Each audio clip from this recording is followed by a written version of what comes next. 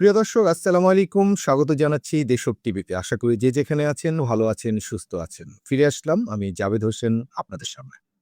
দর্শক, ২ বছর আগের একটি ভিডিও, YouTube ভিডিও যা এই মুহূর্তে নেট দুনিয়ায় ভাইরাল হয়ে গেছে।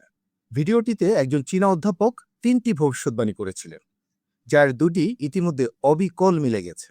১ম টি ছিল মার্কিন প্রেসিডেন্ট ডোনাল্ড ট্রাম্পকে নিয়ে।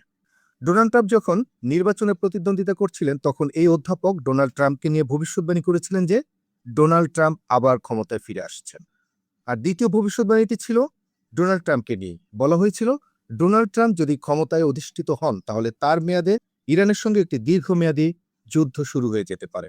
আর তৃতীয় ভবিষ্যদ্বাণীটি ছিল, যদি এই যুদ্ধ পূর্ণ মাত্রা লাভ করে, তাহলে যুক্তরাষ্ট্র কৌশলগতভাবে ইরানের কাছে হেরেও যেতে পারে। চীনা অধ্যাপকের এই ভবিষ্যদ্বাণী নিয়ে বিশ্লেষকরা ভাবনা পড়ে গেছে। এটা কি নিছক কাকতালীয় বিষয় ছিল, নাকি গভীর কোনো ভূ রাজনৈতিক বিশ্লেষণ ছিল?